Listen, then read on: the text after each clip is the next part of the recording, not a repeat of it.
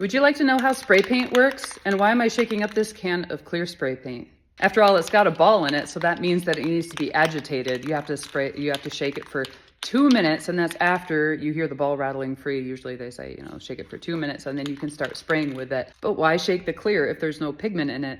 The answer is because there's more than just pigment and pressurized air inside of these cans. Actually isn't pressurized air. There's a propellant inside of these things, and part of it is dissolved in the liquid inside of it, and part of it exists in headspace, kind of like a soda. Soda has CO2 in it to make the bubbles to dance on your tongue, but if you look at a bottle of Coke or Pepsi, there's that headspace, that CO2 too. Some of it is in gaseous form, and some of it is in dissolved gaseous form within the liquid, and that has to do with pressures. Same thing with these things. Inside of these colored cans of spray paint is paint and a propellant, and the paint is a pigment and a binder, just like when I was a substitute teacher and I did that project with the kids where we made our own paint, like basically rust and glue. It was a pigment and a binder, and that's the same thing that's in here, along with a solvent to keep it liquid. And that's part of what you're mixing up in there. If this has sat and slept a while, it's, settling out and kind of stratifying. So you're mixing the propellant and the binder and the pigment and the solvent. And then sometimes some other things are in here to help with drying and leveling, additives. Different brands have different things, and that's kind of the difference between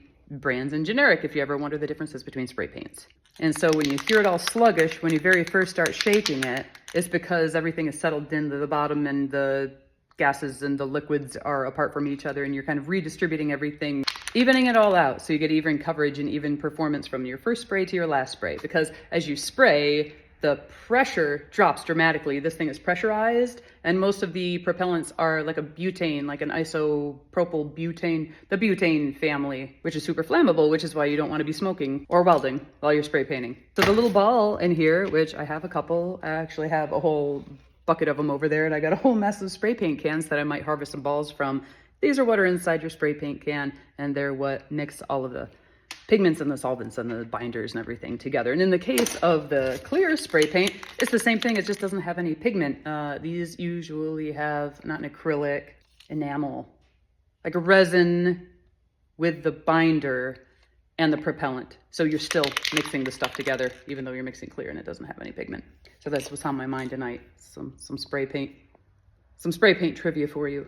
Also, if your cans are cold, you might want to warm them up because temperature and pressure are linked. A lot of the professionals will warm these up before they go use them. So warming them up in hot water, warm water, they'll do that. And also after you shake it for 2 minutes, you might want to let it settle just so that the bubbles that were created by that ball rattling around mixing everything collapse and you don't get bubbles in your spray paint.